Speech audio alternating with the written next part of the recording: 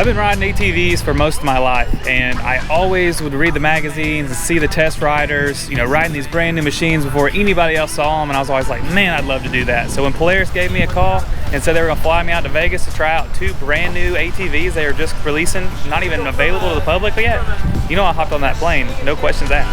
She drives me wild, and she looks in my eyes. Hell yeah. Before we tell you all about these crazy 2 quads that Polaris is releasing, let's go test them out, see what they can do.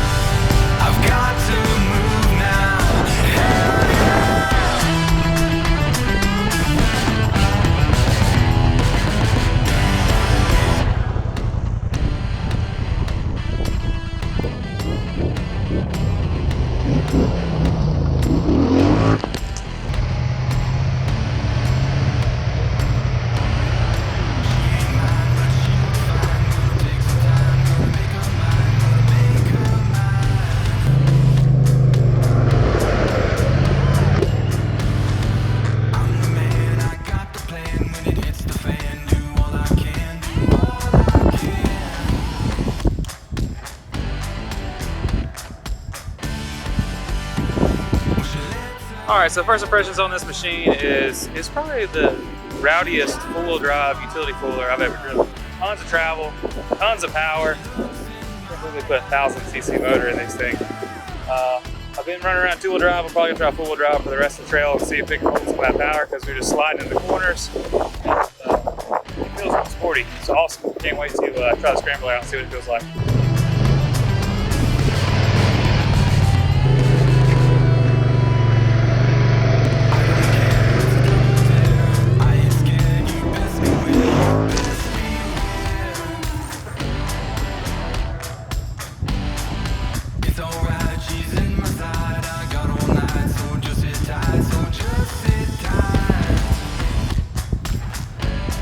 I tell you what, Polaris said that they designed this four-wheeler and the Scrambler for the folks that grew up riding four-wheelers but got in UTVs and really didn't have any interest anymore. If you had asked me before this if I would have any interest in an ATV again, especially a utility one, I'd be like, no, there's no way. But this thing rips. It's pretty fun to ride.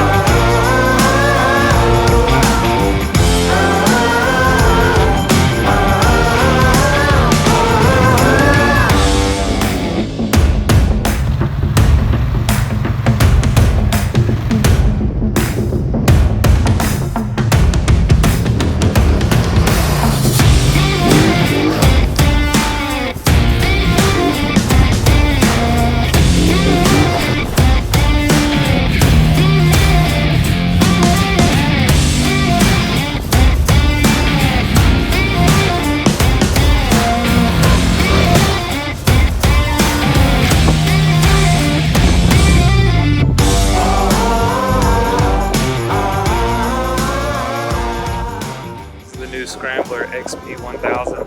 This thing is unlike any four-wheeler I think I've ever seen or ever ridden. Tons of travel, a lot wider than any other four-wheelers.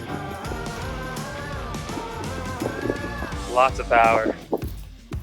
Basically everything they learned from the racers they've started using on these quads. Bigger front diff, high clearance A-arms, fully adjustable shocks. I don't even have that on my Turbo Razor.